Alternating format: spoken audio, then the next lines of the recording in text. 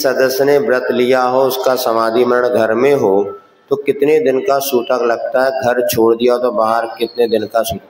पहली बात तो ये समझिएगा, घर में रहने वाले का समाधि मरण नहीं माना जाता। संलेखना घर में रह कर के नहीं होती, गृह त्यागी की संलेखना होती है। अब कोई व्रती अगर घर में मरता है तो जितने दिन की व्यावहारिकता में सूतक है उतनी दिन की ही सूतक मानी जाएगी।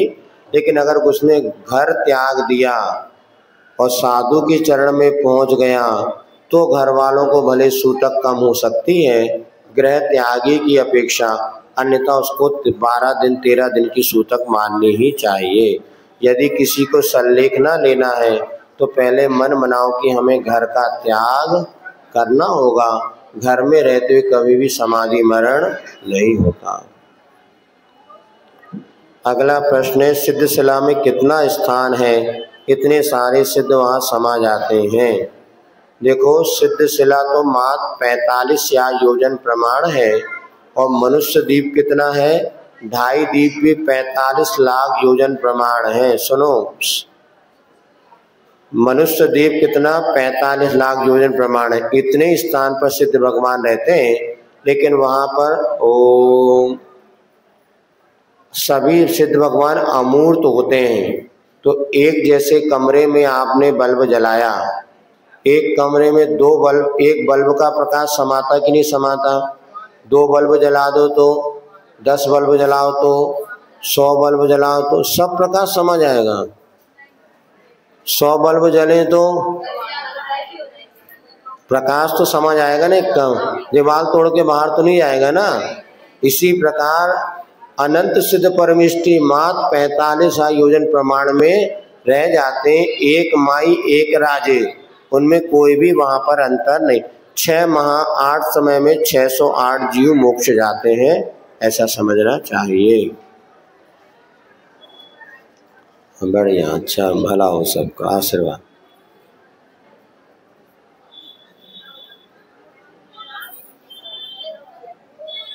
मंदिर में चमल चढ़ने का, चमल नहीं रे, चावल चढ़ाने का भाव होता है। ये देखो, पंचम काल के पढ़े लिखे अंग्रेज के जमाने, चावल तक नहीं लिख पा रहे हैं।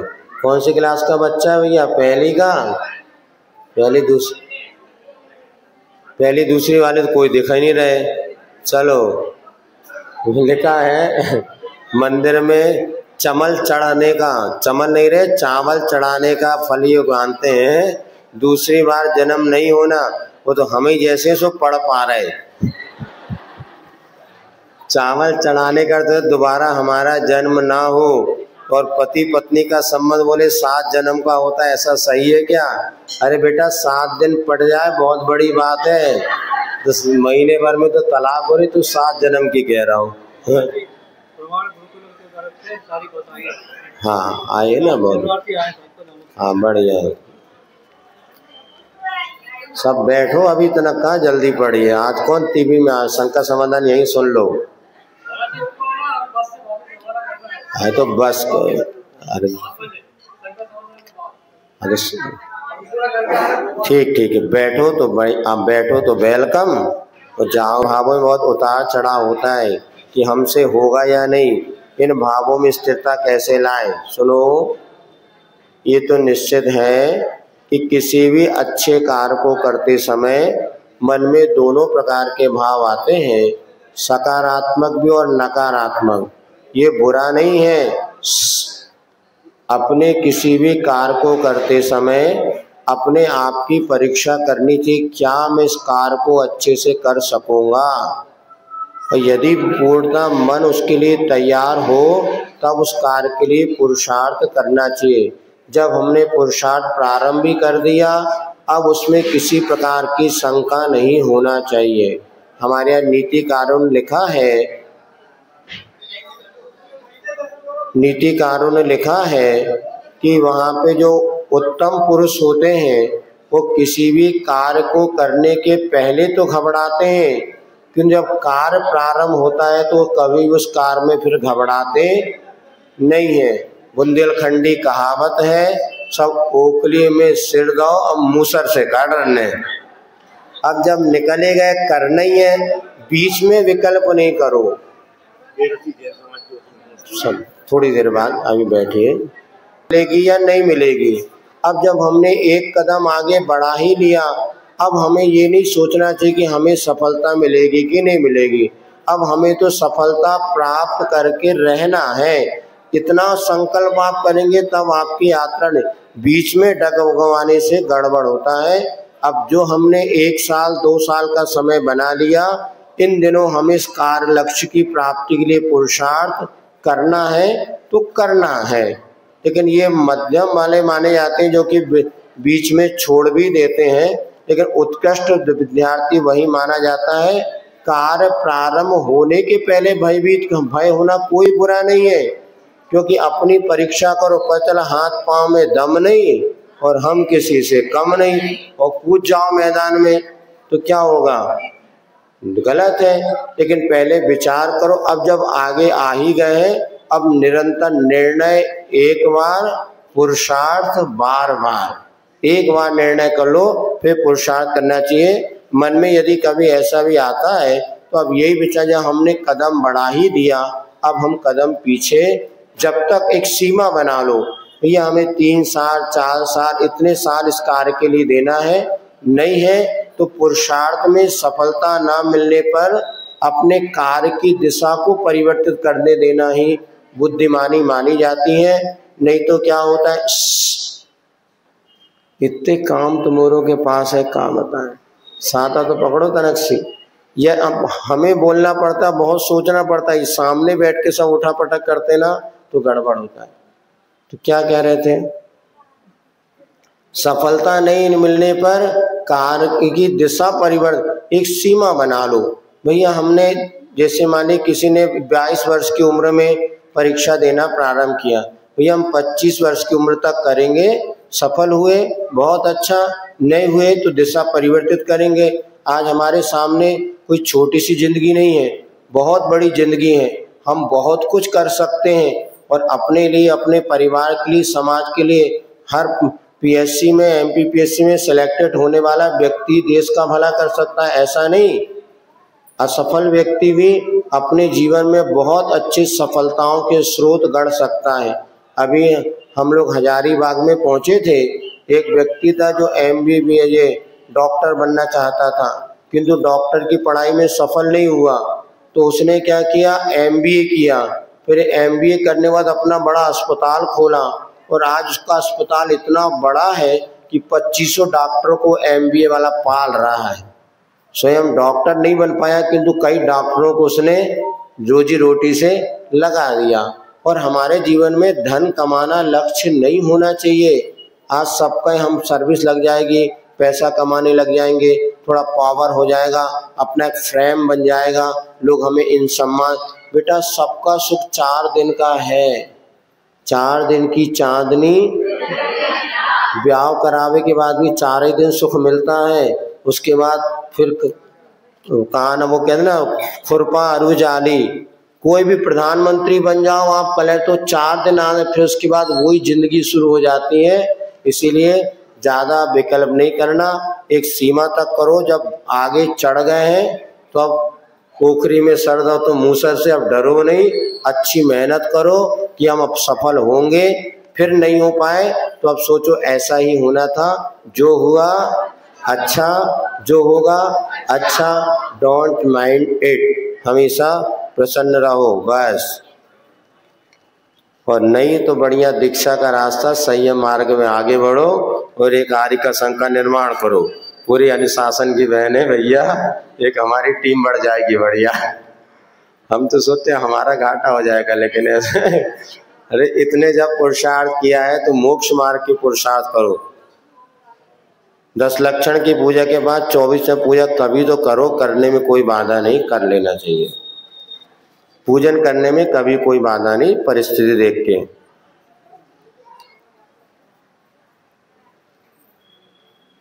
हमारा बहुत जीवन धर्म के बिना निकल गया, अब हमें गुरु मिले हैं तो धर्म से हम जुड़ गए हैं। अब जो समय धर्म के बिना, गुरु बिना, उसकी भार पे देखो, बीती ताही विसार दे, आगे की सुध ले। अब जो बीत गया उस पर ज़्यादा विचार नहीं करो, वर्तमान को अच्छा बनाओ और जिससे भविष्य हमारा अच्छा बने। मूर्ख लोग पुरानी बातों को ज़्यादा सोचते हैं, विद्वान लोग कभी भी पुरानी बातों पर विचार, ये सोचो जब जागे तभी सवेरा। आज हमें जागृति है, कितने लोग ऐसे, कई भूत अभी भी नहीं जागे, कई भूत अभी भी हैं जो नहीं जाग रहे, उनकी अपेक्षा हम अच्छे हैं, अब अच्छा जीवन बनाएंगे। माताओं को हमेशा बेटी सही और बेटी गलत, बेटी सही और बेटी गलत क्यों लगती है? बेटा सही और बेटी गलत ऐसा क्यों लगती है? भले ही बेटे गलत हो और बेटी सही। देखो ये धारणा हमने बना ली है, वास्तव में बेटा सही बेटी गलत ऐसा नहीं लगता। बात यह कि बेटे और बेटी में आधारभूत अंतर है। जब ये माँ जिसने लिखा यदि बेटी है तो उसको जब माँ बनेगी तब पता चलेगा कि बेटी पैदा होने पर माँ को और बेटा पैदा होने पर क्या अंतर होता है। बेटी पैदा होते ही माँ को लगता है मेरे ऊपर एक रिस्पॉन्सिबिलिटी है, अब ये जो बेटी पैदा हो ये उभय कुल को प्रकाशित करेगी, इस बेटी को संस्कारवान बनाना जरूरी है। बेटी का एक कदम सारी जिंदगी को ले कालिक पोत सकता है। यदि गलत मार्ग पे चले आएगी तो माँ बाप को जितनी बदनामी होगी, बेटा हो जाए तो उतनी बदनामी नहीं होगी। बेटा तो लोहे की चैन है, सड़क पर भी पड़ा रहेगा ना कोई नहीं उठाएगा। बेटियां लोहे की चैन है, तिजोरों में भी रखो तो भी लोगों की नजर गड़ी रहती है। ध्यान रखो, आज जिनकी बेटियां हैं उनके माँ बाप से पूछो कि उनको फल पर ये लगता है कि बेटी का भविष्य सुरक्षित रहे। माँ का गलत कहने का भाव नहीं। अब आपका भाई है, यदि वो रात को 12 बजे अकेला यहाँ स्टेशन पे खड़ा हो तो कोई बदनामी होगी क्या? और बेटी यदि खड़ी हो चौराहे पर रात को 12 बजे अकेली तो क्या होगा? लोग क्या कहेंगे बोलो? हाँ, आप ये हमने नहीं बनाया, ये तो प्रकृति के द्वारा प्रदत्त है। आज मुनि महाराज सुनो, आज आपके घर में पिताजी हैं, सुनो पिताजी हैं दिन भर चड्डी बनियान पहने घूम सकते हैं, मम्मी कभी ऐसा करती क्या? क्यों? मर्यादा है कि नहीं?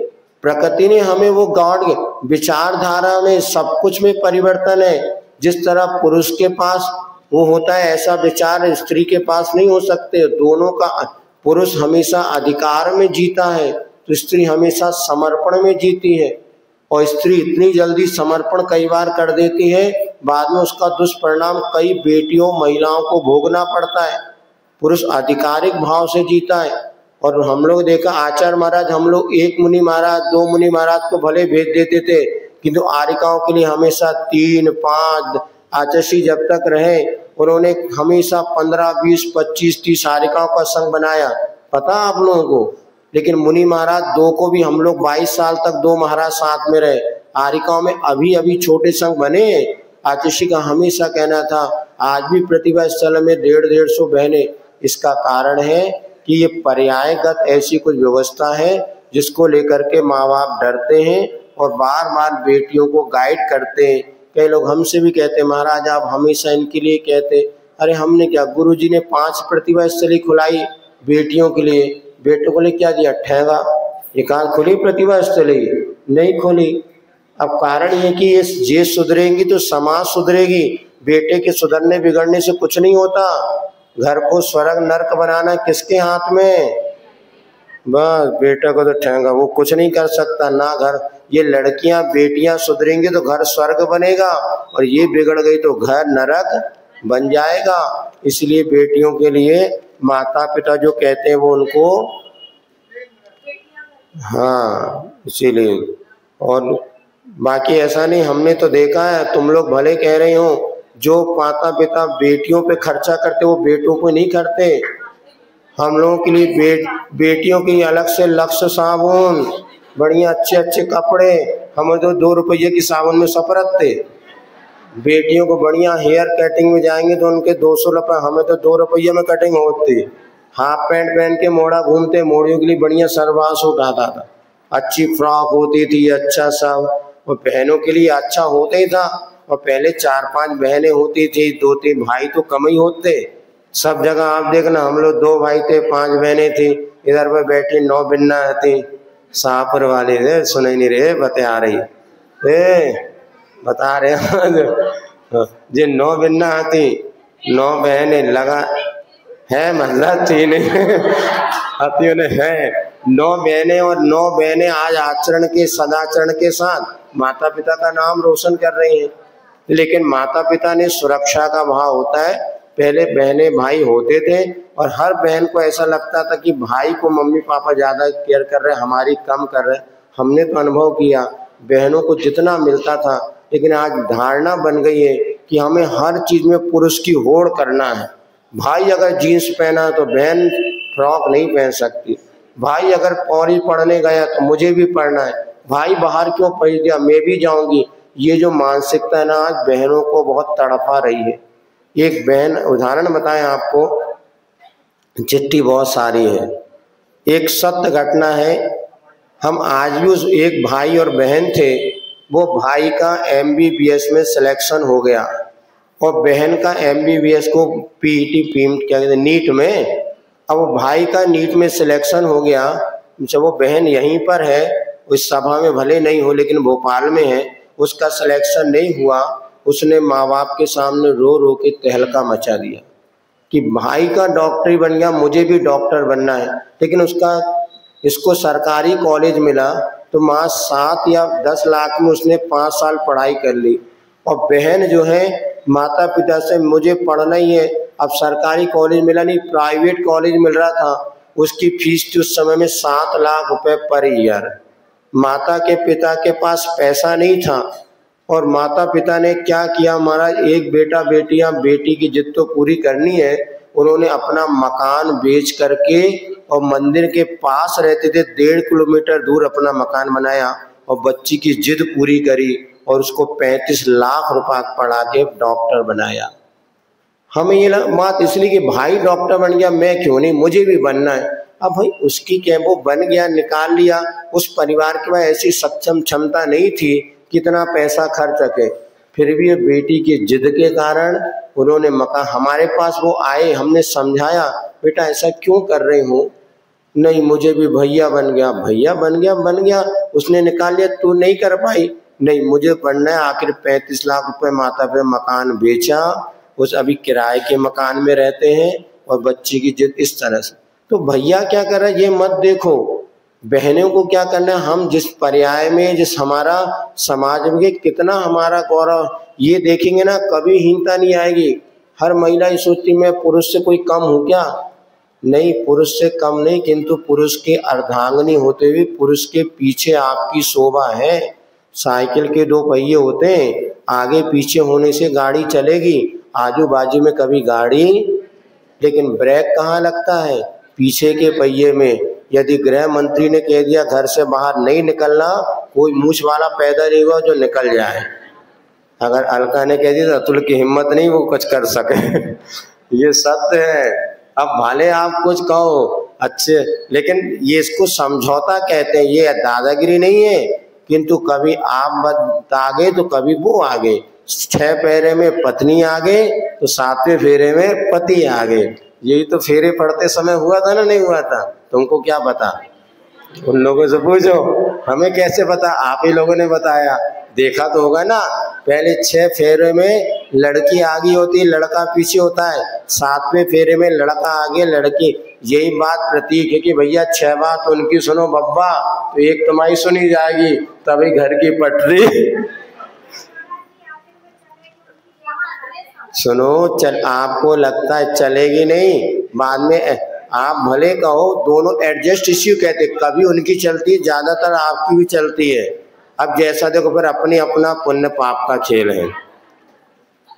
जब बोली मंदिर में लगाई जाती है, उनकी बोली के रुपए नहीं आते, उनके नाम बोर्ड पर लिख सकते हैं क्या, जरूर लिख देना चाहिए। यदि हमने बोली ली किसी ने और बोली का पैसा वो नहीं देता, साल भर में जैसे हिसाब का चिट्ठा लगाया जाता है, लिखा दो कि ये व्यक्तियों के आज तक पैसे नहीं आए हैं, कृपया अपनी राशि जमा करें, अन्यथा ब्लैक लिस्ट में करके फिर दिवालिया घोषित कर दें। करने में हमारे हिसाब से बाधा नहीं, फिर अपने विवेक से काम करना, समाज में संघर्ष ना हो। पैसा अपनी जगह है, किंतु आपस में आपका मैत्री भाव बना रहे। फिर चोर चोर मौसेरे भाई, तुमने भी नहीं दी, उनने भी नहीं दी, सब ही नहीं दे। अब होता है कि सब एक जैसे चट्टे पट्टे होते हैं, तो कैसे लगे? कोई हिम्मत हो जिसने दिया हो तो दूसरे को कैंसिल करे। कई बार ये होता है सभी एक जैसे होते हैं, तो महाराज का नाम लेकर के नहीं करना। करो तो एक बार जल गर्म करने के बाद अगर जल बचा है पुनः गर्म कर लो, छान सकते, लेकिन उसको पीने के उपयोग में नहीं लेना। 24 घंटे की मर्यादा का जल है, 24 घंटे बाद यदि आप गर्म करते हैं तो नहाने आदि के कार्य में ले लो, पीने के कार्य में उपयोग नहीं करना। पूजा में लौंग या पुष्प जो बने दोनों से कर सकते हैं, गिनने की कोई जरूरत नहीं है, बिना गिने भी कर सकते हैं। मृतवादी अगर घर में रखी हो तो मंदिर, व्रती को मंदिर नहीं जाना चाहिए, वहाँ पर देर तक हम मंदिर ना जाए, घर बैठे क्रिया कर लेना चाहिए। कई बार ऐसा होता है, कई लोग व्रती भी हैं तो भी परिस्थिति मंदिर 5-5 दिन 10-10 दिन नहीं जा पाते, कोई बात नहीं। अब घर में डेथ बॉडी रखी है, अब ये डेथ बॉडी ले नहीं गए, तुम मंदिर जाओ, लोग कहेंगे देखो बड़े धर्मात्मा बन रहे हैं। घर ही में 12 भावना भाव, बैराग्य बढ़ाओ, और देखो मरना सबको एक दिन, कल हमें भी मरना है, ऐसा चिंतन करो। कितना भी घर का काम कर लो तो भी घर वाले बोलते हैं कुछ नहीं किया इस समय का। सुनो, ये सोचो इतना करने के बाद लोग कहते हैं कुछ नहीं किया, कुछ नहीं करोगे तो क्या कहेंगे। इसलिए सोचो इतना हम कर रहे हैं तो ये दशा है। इसलिए अपना, कल हमने बताया, कर्तव्य मान के कर्तव्य करो जो तो निश्चित है। सुनो, तुम्हारी तो छोड़ दो, महाराज के इतने कराने के बाद भी कई लोग कह रहे महाराज अभी जे नहीं पढ़ाए, तुमने जे नहीं पढ़ाए महाराज, अब कुछ पढ़ा ही नहीं रहे। अब हम भी क्या करें, हम भी सुन लेते भैया, जितनी कैपेसिटी उतना तो पढ़ा रहे, अब कित तो पढ़ा दें। तो और पावना तो अलग से आओ, तो अलग से को टाइम नहीं है, अलग से टाइम निकालो कि इसमें वो भाव नहीं है। मजाक कर रहे हैं हम तो एक बड़ा, लेकिन क्या है, घर में नहीं कहीं पर भी हो, कितना भी आप काम कर लो, इसलिए समझ के करना कि हम कितना भी करेंगे कोई हमारी प्रशंसा नहीं करेगा। ये पहले से धारणा बना लो। फिर कोई कह दे कितना अच्छा काम कर रहे हैं आप, समझ रहे कोई, मैंने तो कभी सोचा ही नहीं था कोई मेरी अपेक्षा छोड़ दो। हम जब प्रवचन वगैरह करते ना, उसके बाद हम पहले सोचे कोई प्रशंसा नहीं करेगा, और लोग पूछता कैसा हुआ प्रवचन, हमने तो अच्छा किया ना। अब सामने वाले का वो जाने, हमने अच्छा किया, हमें संतुष्टि है।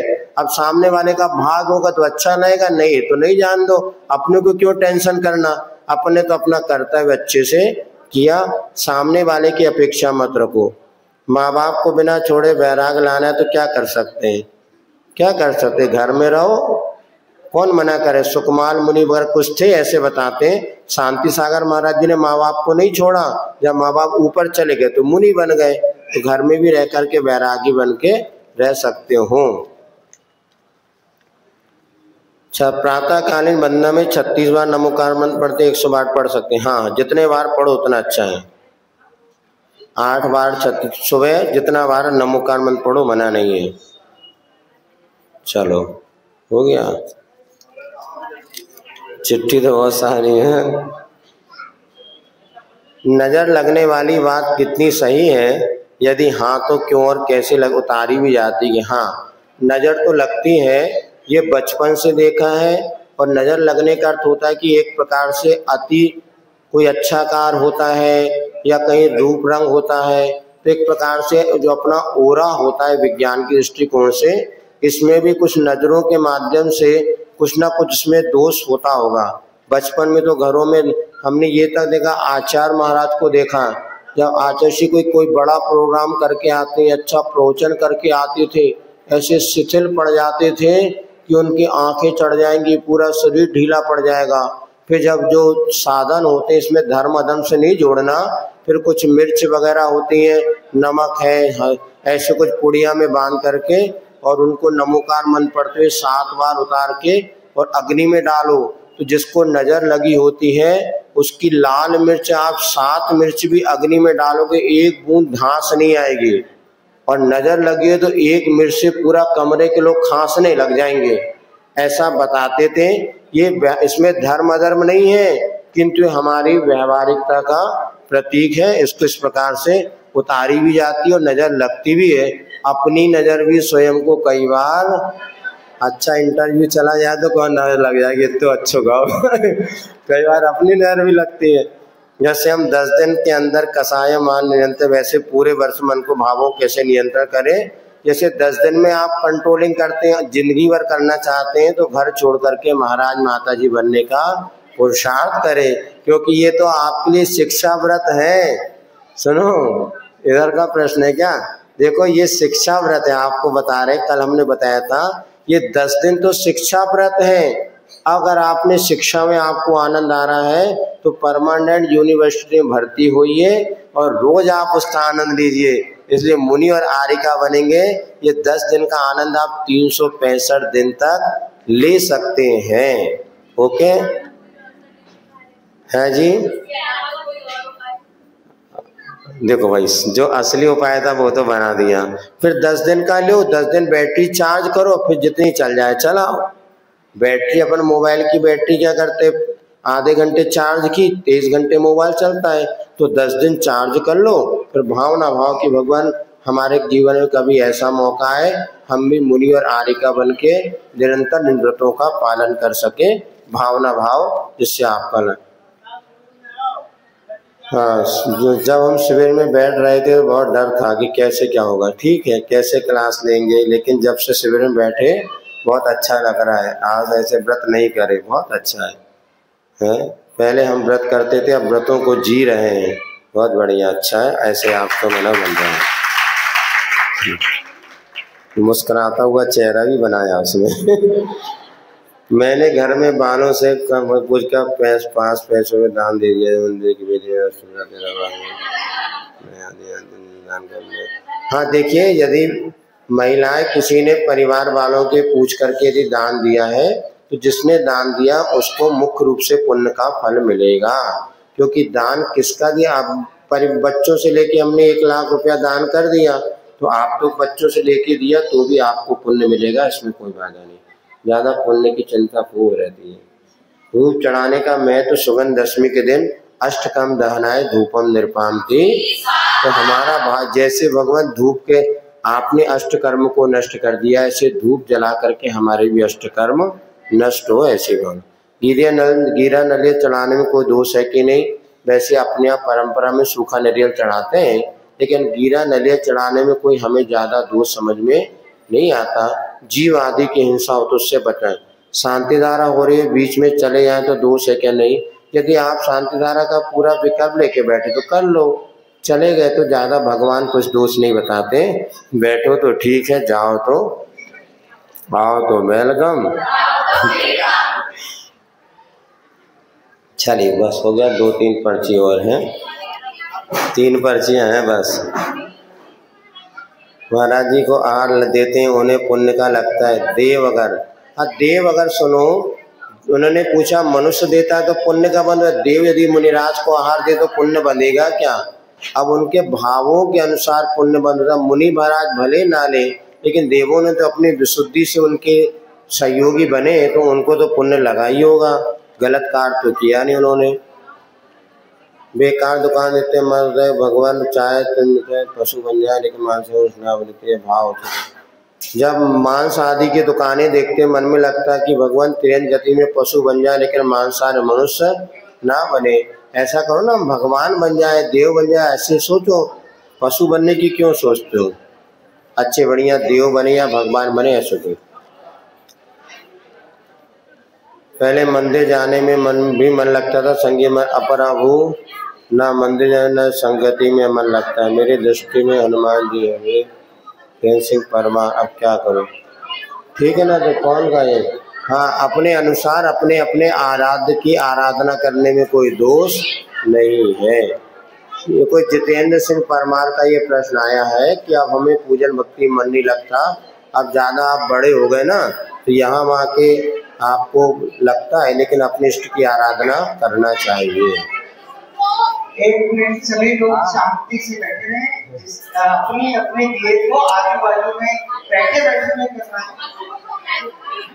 हमें भी समझ में आ रहा है चल रहा है उसका है, बिना दान बचाना खाए। सुनिए, यहाँ पर जो भोजनालय अभी चल रहा है उसमें बिना दान का खाना खाते हैं, दान नहीं दे, उसमें कोई दोष नहीं है, क्योंकि ये व्यवस्था किसी साधर्मी बंधुओं के लिए आपके लिए की है। अब आपको किसी प्रकार का वहाँ दान देने की जरूरत नहीं है। दान नहीं भी देते तो आपको कोई पाप नहीं है। जैसे आप अपने रिश्तेदार का जाते वो भी आपको भोजन कराता ही है, तो उसमें कोई पाप नहीं है।